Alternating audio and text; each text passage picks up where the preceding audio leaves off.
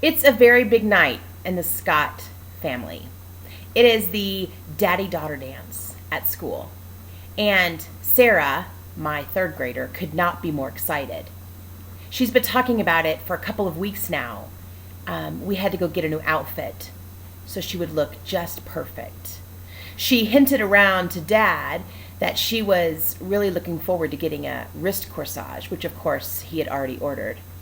And she told me just the other night that Dad made reservations for dinner, that she's being taken to a restaurant where you can make reservations. That's a very big deal to her.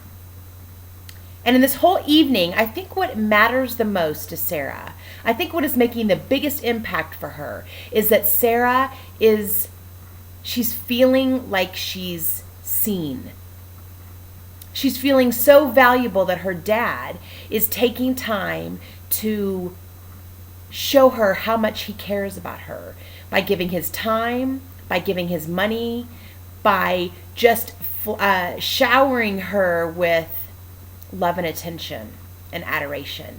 And it makes me realize that as women, we really like that. We like to be seen. We like for others to notice that we're around. Notice that we did something with our hair, that we got a new outfit, that we lost a few pounds. We like to be seen. We like to be noticed.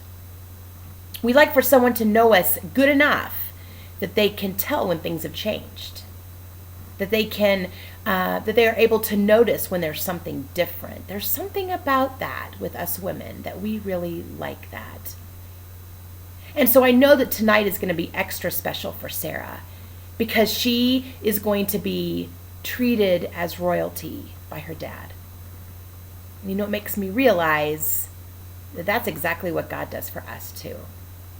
Sometimes we look to the world to make us feel loved and special and appreciated and accepted.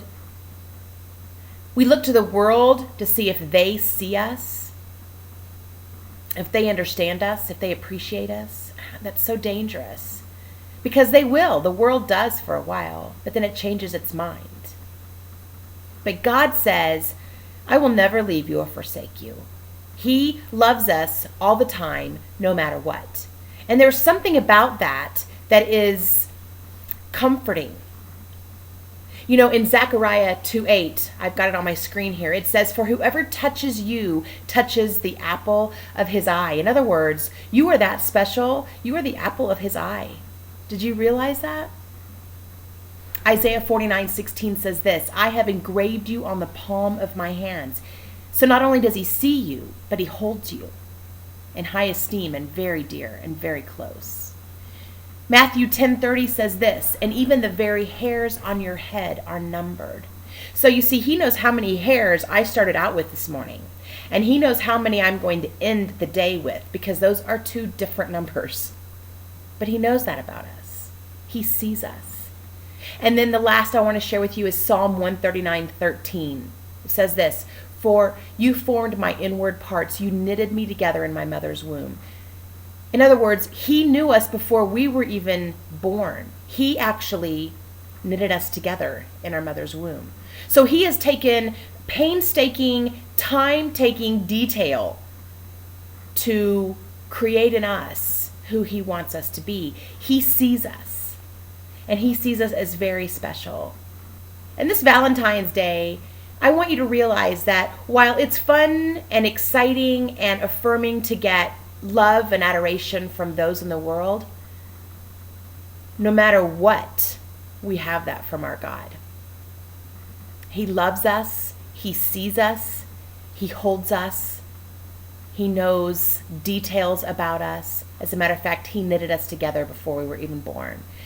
So when you start feeling insignificant or like people aren't seeing you or like you're not getting the affirmation and the encouragement that you need, remember that God loves you and God sees you.